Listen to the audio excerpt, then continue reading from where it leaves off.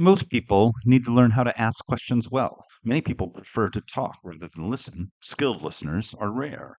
Yet Dietrich Bonhoeffer stresses the importance of good listeners. The first service that one owes others in the fellowship consists in listening to them. Just as love for God begins with listening to His Word, so the beginning of love for brethren is learning to listen to them. I've been at many wedding banquets and other events where I am assigned a seat next to people I don't know well or at all. Perhaps you have been in a situation like this. I'm a mild introvert, so imagine how I feel about big social events like this. But I've learned how to try, at least, to be a good dinner table conversation partner. Ask the kind of questions people enjoy answering about themselves. For example, people don't want to answer questions like, "Where were you on the night of the 27th of October when the murder took place?" Do you often have tension with your husband over the financial pressures your lavish spending habit has created?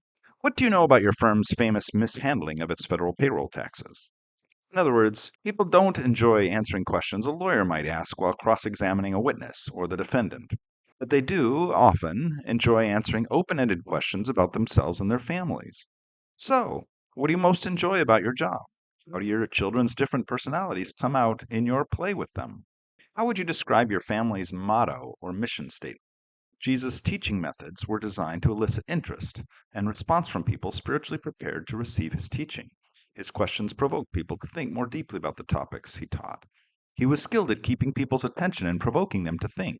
Jesus used questions, some rhetorical, where the answer is implied, and some real, where he genuinely sought the answer to his question. Why did Jesus teach this way? A look at Jesus' use of questions distills several advantages of Jesus' influence strategy. First of all, rhetorical questions kept people thinking during long discourses. Mark 4, verse 13 and 21, for example, or Mark 7, verse 18. Second, questions provided needed information regarding people Jesus was trying to help or heal. Matthew 9:28, Mark 8:23, which we'll look at in just a minute. Thirdly, questions challenged people's assumptions about God, heaven, morality, Jesus' identity, and so on. I see this all over. Mark 2, verse 19, Mark 3, verse 4, and 23, and 33, Mark 10, verse 18, Mark 11, verse 30, Mark 12, verses 24 and 35. And finally, questions provoked pivotal insights. Mark 8:27 through 30, we'll look at that in just a minute. But also Mark 10:27, 25 through 37, the parable the Good Samaritan. In the Bible study for this short video, we're going to examine a few examples from the Gospel of Mark more closely. I'll be reading just verse 9 of chapter 5 of Mark. Then Jesus asked him, "What is your name?" He replied, "My name is Legion, for we are many." Mark 8, reading verses 22 to 30. They came to Bethsaida. Some people brought a blind man to him and begged him to touch him. He took the blind man by the hand and led him out of the village. And when he had put saliva on his eyes and laid his hands on him, he said, "Can you see anything?" The man looked up and said, "I can see people. They look like trees walking." Then Jesus laid his hands on his eyes again, and he looked intently, and his sight was restored, and he saw everything clearly. Then he sent them away to his home, saying, "Do not even go into the village." And verse 27, Jesus went on with his disciples to the villages of Caesarea Philippi. And on the way, he asked his disciples, "Who do people say that I am?" And they answered him, "John the Baptist, others Elijah, and still others, one of the prophets." Jesus asked them, "But who do you say that I am?" Peter answered him, "You're the Messiah." And he sternly ordered them not to tell anyone about him. Now reading from Mark 10:35 through 37. James and John, the sons of Zebedee, came forward to him and said to him, "Teacher, we want you to do for us whatever we ask of you." And he said to them, "What is it you want me to do for you?" And they said to him, "Grant us to sit, one at your right hand and one at your left, in your glory."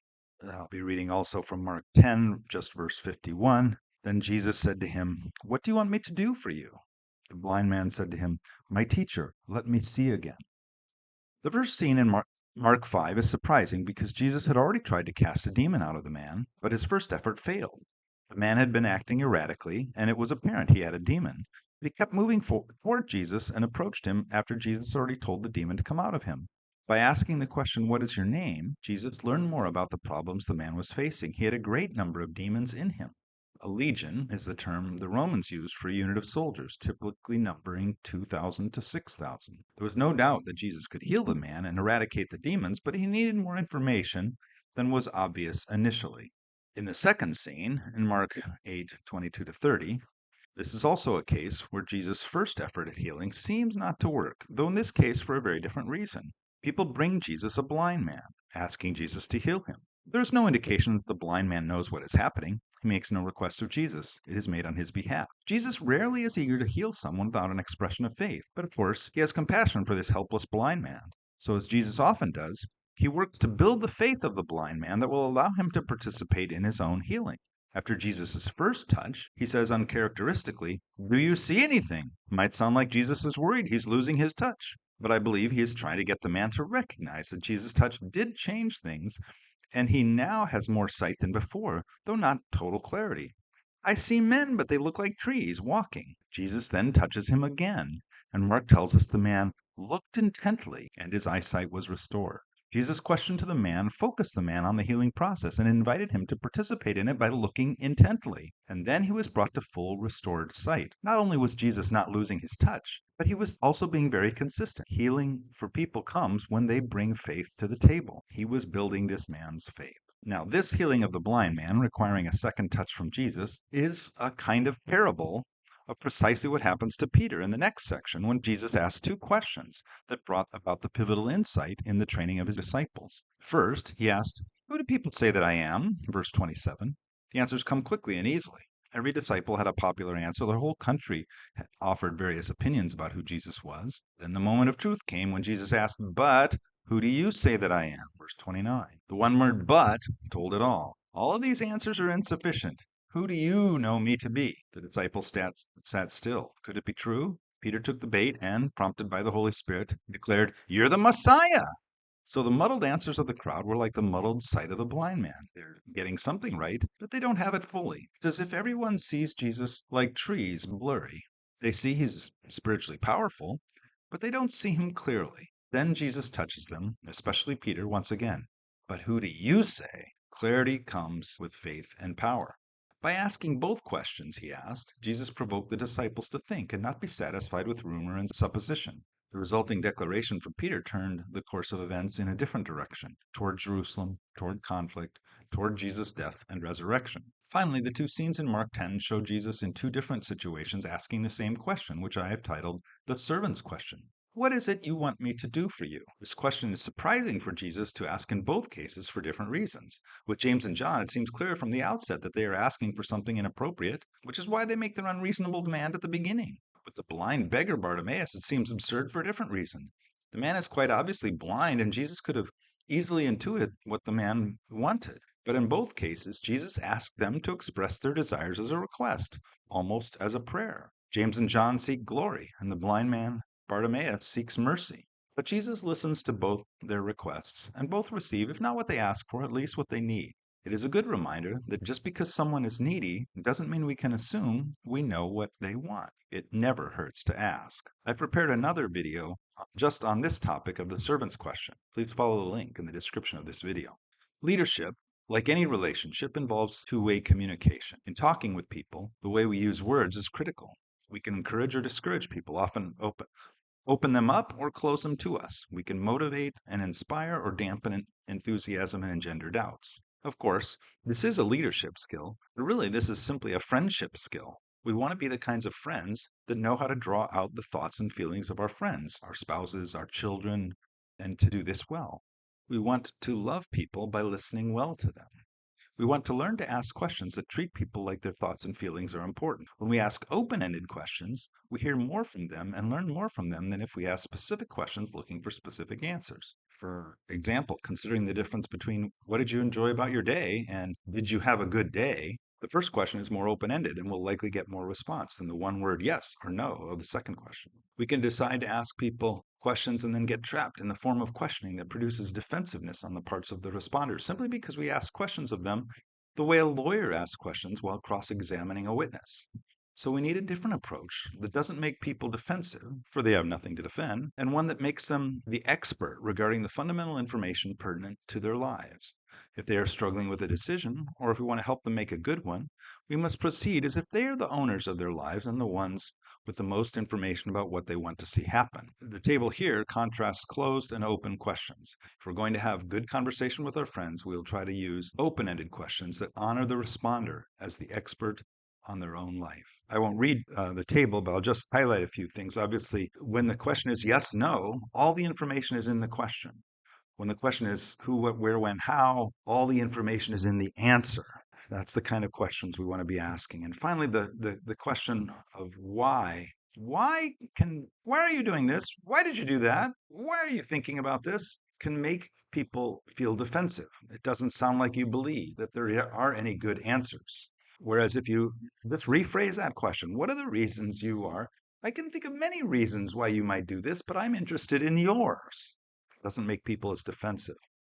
Once, my son, who could have been no older than 4 years old, was talking about something he wanted. I wish for the purposes of telling this story I could remember more of the details, but I remember how the conversation went.